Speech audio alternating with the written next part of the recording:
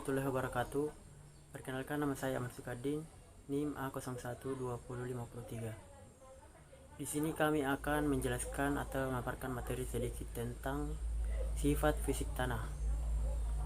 Langsung saja, tanah terdiri dari bahan padat, cair dan gas, senantiasa berinteraksi serta berpengaruh pada sifat fisik tanah. Sifat fisik tanah antara lain kepadatan tanah atau BD, konsistensi, kematangan tanah, kadar air tanah, daya menahan air, aerasi, tekstur, dan struktur tanah. Tekstur tanah merupakan komposisi pasir, debu, dan liat yang membentuk tanah. Tekstur tanah sangat berpengaruh terhadap kemampuan daya serap air, ketersediaan air di dalam tanah, besar aerasi, infiltrasi, dan laju pergerakan air atau perkolasi. Dengan demikian, maka secara tidak langsung tekstur tanah juga dapat mempengaruhi perkembangan perakaran dan pertumbuhan tanaman, serta efisien dalam pemupukan dan air tersedia. Ikatan pasir, debu, dan liat membentuk susunan yang lebih besar tersebut dengan struktur. Struktur tanah dapat memodifikasi pengaruh tekstur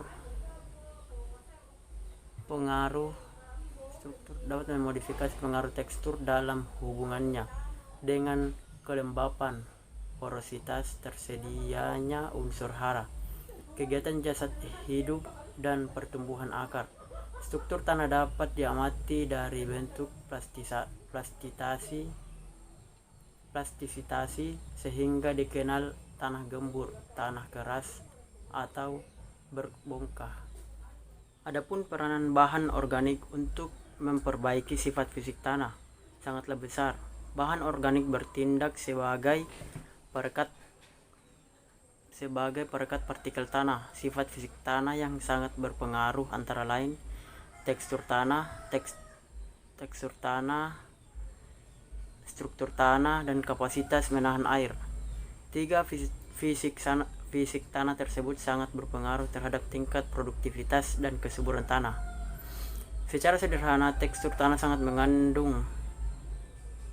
mengandung pengertian komposisi bahan fisik atau partikel tanah, pasir, debu, lempung atau liat. Jumlah lempung atau liat pada tanah akan berpengaruh pada kesuburan tanah. Tekstur tanah berubah dari waktu ke waktu tergantung masukan atau perubahan partikel tanah. Struktur tanah sangat dipengaruhi oleh pengelolaan tanah oleh petani. Kedua sifat fisik tanah tersebut akan berpengaruh terhadap kapasitas atau kemampuan dalam mengikat air. Adapun warna merupakan salah satu sifat fisik tanah yang mudah dilihat dan menunjukkan sifat dari tanah tersebut. Warna tanah pada umumnya adalah hitam, coklat, karat, abu-abu, kuning, atau putih. Warna tanah biasanya dikaitkan dengan kandungan bahan organik, tanah iklim, drainase tanah, dan jenis mineral pembentukannya. Warna gelap pada tanah umumnya disebabkan oleh kandungan bahan organik yang tinggi. Dan adapun beberapa sifat fisik tanah yang akan kami jelaskan, yaitu yang pertama, bahan induk tanah. Bahan induk adalah bahan pemula tanah yang tersusun dari bahan organik dan atau mineral. Bahan induk dapat berasal dari bahan tanah yang diendapkan dari tempat lain sebagai akibat proses transportasi oleh angin. Menurut Jenny 1941, bahan induk adalah keadaan tanah pada waktu 0 atau time zero. Dari proses pembentukan tanah melalui proses pelapukan, batuan berubah menjadi bahan induk, dan dengan adanya proses melapukan lebih lanjut serta proses-proses pembentukan tanah lain, bahan induk berubah menjadi tanah dalam waktu yang lama. Dalam ilmu tanah, bahan induk merupakan bahan geologi yang mendasari atau umumnya batuan dasar atau deposito atau dangkal. Di dalam tanah cakrawala, bentuk tanah biasanya mewarisi banyak struktur dan mineral dari bahan induk mereka, dan dengan demikian seringkali digolongkan berdasarkan isi bahan mineral, konsolidasi atau tidak konsolidasi yang telah mengalami tingkat pelapukan fisik atau kimia, dan mode di mana bahan yang paling baru diangkut. Adapun pengaruh bahan induk terhadap pembentukan tanah ditentukan oleh yang pertama, sifat kristali atau beku sedimen malihan. Yang kedua, tekstur atau kasar, sedang, halus. Yang ketiga, komposisi mineral. Yang keempat, tingkat kemantapan. Baiklah, saya serahkan kepada pemateri yang kedua. Terima kasih. Baik, Assalamualaikum warahmatullahi ta'ala wabarakatuh. Perkenalkan, saya Rasdiana, NIM A0120332 dari Prodi Agribisnis. Jadi saya akan melanjutkan materi yang tadi dibawakan oleh pemateri pertama. Jadi jenis-jenis bahan induk dalam proses pembentukan tanah. Terdapat bahan induk yang menyusun pembentukan tanah. Jenis-jenis bahan induk tersebut adalah sebagai berikut. Yang pertama adalah batuan. Batuan dapat didefinisikan sebagai bahan padat yang terjadi di dalam pembentukan kerak bumi. Batuan pada umumnya tersusun atas 2 mineral atau lebih. Berdasarkan cara terbentuknya, batuan dapat dibedakan menjadi 3 jenis batuan, yaitu beku, batuan endapan, dan batuan malihan. Batuan beku hal ini disebabkan karena gunung berapi tersebar kemana-mana dan karena letusan gunung berapi yang menghasilkan batuan vulkanik yang menyebabkan kesuburan tanah, batuan sedimen. Batuan endapan terjadi karena proses pengendapan bahan yang diangkut oleh air dan udara dalam waktu yang lama. Ciri untuk membedakan batuan endapan dan batuan lainnya yaitu batuan endapan biasanya berlapis, mengandung jasad fosil atau bekas-bekasnya, dan adanya keseragaman yang nyata dari bagian-bagian terbentuk bulat yang menyusun. Batuan malihan terbentuk dari batuan beku atau batuan endapan, atau juga dapat terbentuk dari batuan malihan lainnya yang mengalami proses perubahan susunan dan bentuknya yang diakibatkan oleh pengaruh panas, tekanan, atau gaya kimia. Jadi batuan malihan adalah batuan yang memiliki sifat-sifat akibat telah malihannya batuan semula. Baik batuan beku maupun endapan yang dinamakan proses malihan adalah jumlah proses yang bekerja dalam zona pelapukan dan menyebabkan pengkristalan kembali bahan induk. Adapun syarat terjadinya proses malihan yaitu disebabkan oleh temperatur tinggi, tekanan kuat, dan waktu yang lama. Yang kedua, bahan organik. Bahan organik merupakan bahan induk yang berasal dari proses akumulasi, penimbuhan, atau hutan rawa yang vegetasi rawa dan hewan. Bahan ini merupakan sisa yang dinamis mengalami pelapukan oleh jasad-jasad terenik tanah. Karena itu, bahan ini merupakan bahan transisi tanah dan harus terus diperbarui dengan penambahan atau sisa tumbuhan atau bahan organik lainnya. Bahan organik berperan terhadap kesuburan tanah dan berpengaruh juga ketahanan agregat tanah.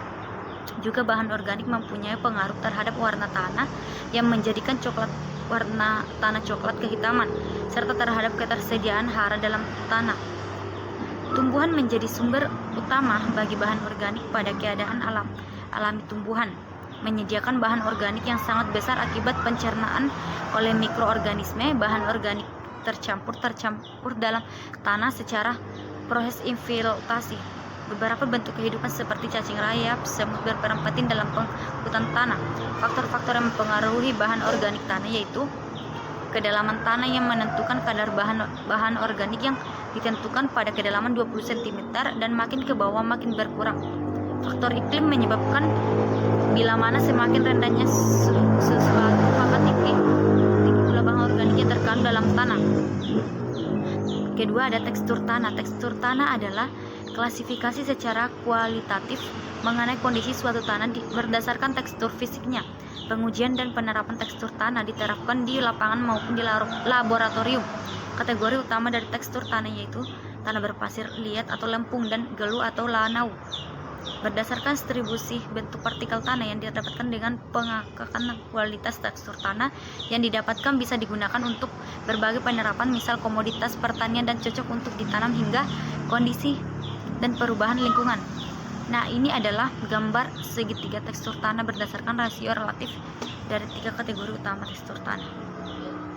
Jadi yang ketiga adalah kepadatan tanah. Kepadatan tanah merupakan sebuah proses naik ke rapatan tanah dengan memperkecil jarak antar partikel sehingga terjadi reduksi volume udara. Tidak terjadi perubahan volume air yang cukup berarti pada tanah tersebut. Tingkat pemadapan diukur dari bahan volume kering tanah yang dipadatkan. Fungsi sebagai unsur volumas pada partikel-partikel tanah. Karena adanya air, partikel-partikel tersebut akan lebih mudah bergerak dan bergeseran satu sama lain dan membentuk kedudukan yang lebih rapat atau padat. Adanya penambahan kadar air justru cenderung menurunkan berat volume kering dari tanah. Hal ini disebabkan karena air tersebut kemudian menempati ruang-ruang pori dalam tanah yang sebetulnya dapat ditempati oleh partikel-partikel padat dari tanah. Kadar air di mana berat volume kering maksimum tanah dicapai disebut setelah air maksimum. Selain kadar air, masih banyak lagi faktor-faktor yang mempengaruhi pemadatan tanah, antara lain tanah dan usaha pemadatannya, jenis tanah yang diwakili oleh distribusi ukuran partikel, bentuk butiran tanah, berat spesifik bagian padat tanah. Selain itu jumlah serta mineral lempung yang ada pada mempunyai pengaruh besar terhadap harga berat volume serta kering maksimal dan optimal.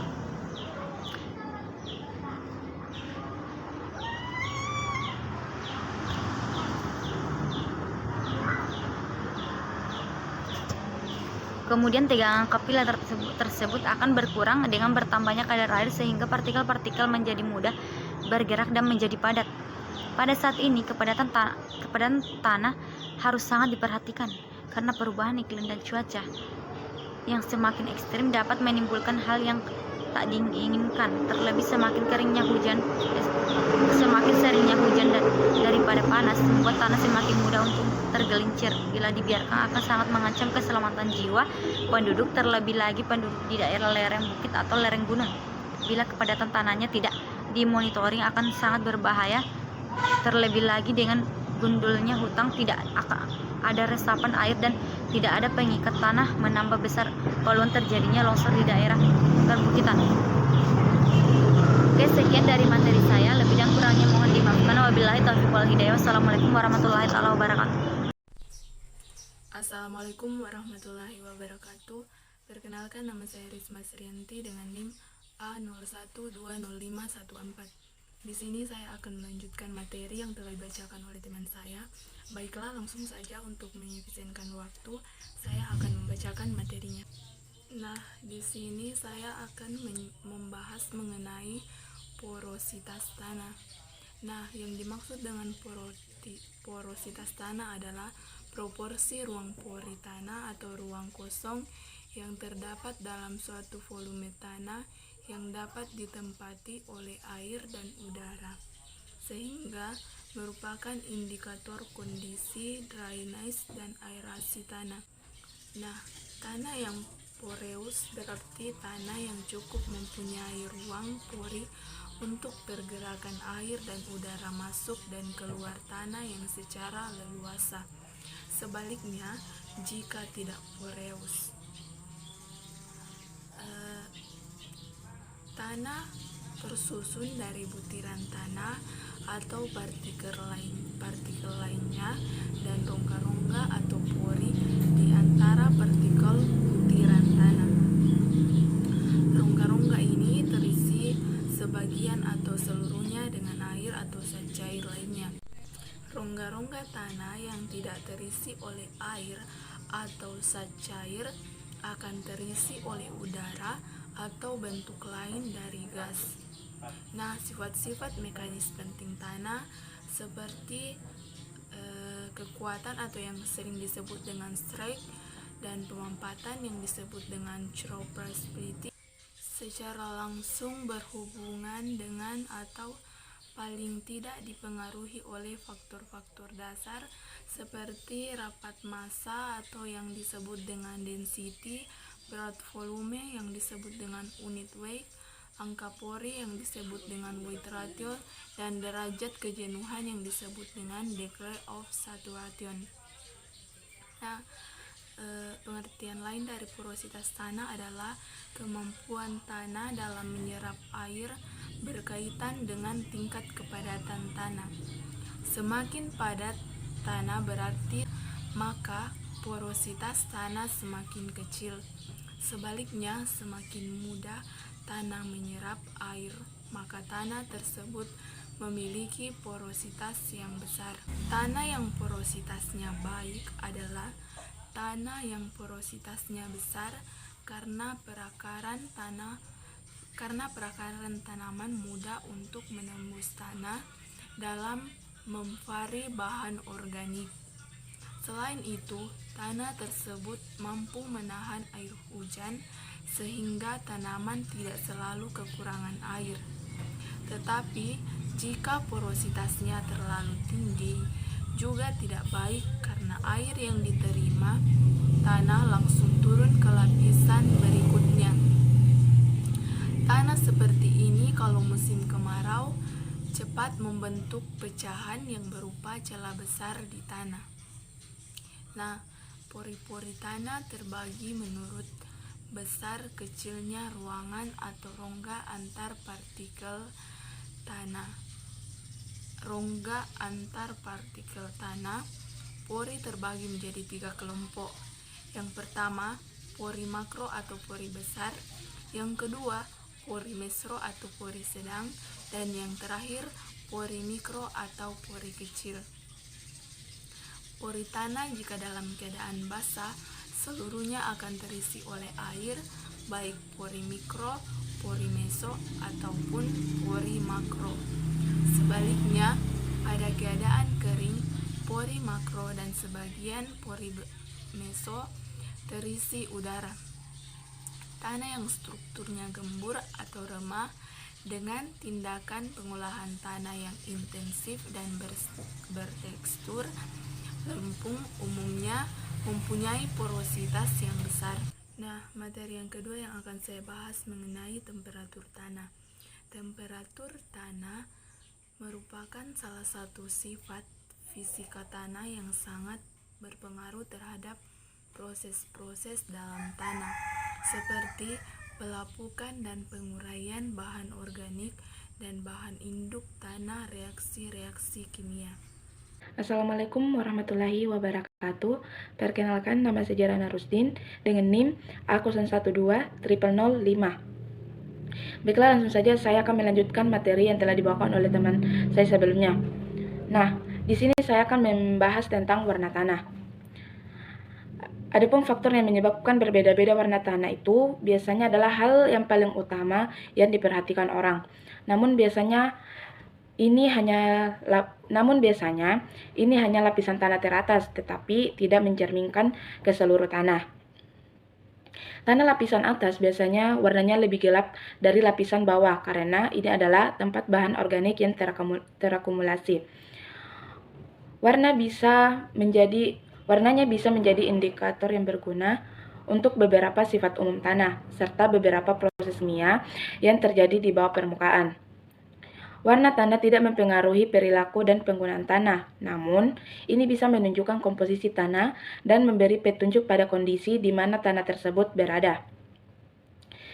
Tanah juga dapat menunjukkan berbagai warna seperti warna abu-abu, warna hitam, putih, merah, coklat, kuning, dan bahkan kondisi tertentu bisa berwarna hijau. Variasi warna tanah sehingga mengidentifikasi jenis tanah tertentu. Terus, peragangan dan distribusi warna tanah dihasilkan dari pelapukan kimia dan biologi terutama reaksi redoks. Mineral utama dalam tanah dan cuaca menyebabkan unsur-unsur bergabung menjadi senyawa baru dan menghasilkan tanah yang berwarna-warni. Warna tanah biasanya dipengaruhi oleh 3. Yang pertama, warna hitam. Warna hitam ini berasal dari bahan organik. Terus yang kedua warna merah. Warna merah ini berasal dari oksida besi dan aluminium. Terus yang terakhir yaitu warna putih. Nah, warna putih berasal dari silikat dan garam. Warna tanah terutama dipengaruhi oleh mineral yang ada dan oleh kandungan bahan organik. Tanah kuning atau merah menunjukkan adanya oksida yang teroksidasi. Terus warna coklat menunjukkan bahwa tanah memiliki kandungan bahan organik yang tinggi.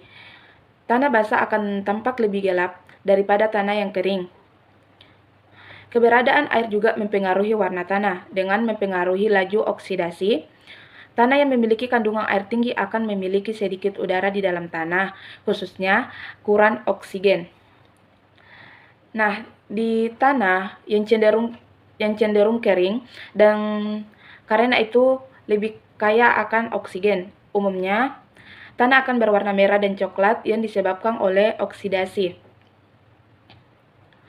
Berlawanan dengan tanah basah atau oksidasi rendah, di mana tanah biasanya tampak abu-abu atau kehijauan karena kehadiran oksidasi besi yang berkurang. Kehadiran mineral lain juga bisa mempengaruhi warna tanah. Oksida mangan menyebabkan warna tanah hitam menjadi hitam, glaukonite, dan membuat tanah menjadi warna hijau. Dan kalsit bisa membuat tanah di daerah gersang tampak lebih putih. Bahan organik cenderung membuat warna tanah menjadi lebih gelap.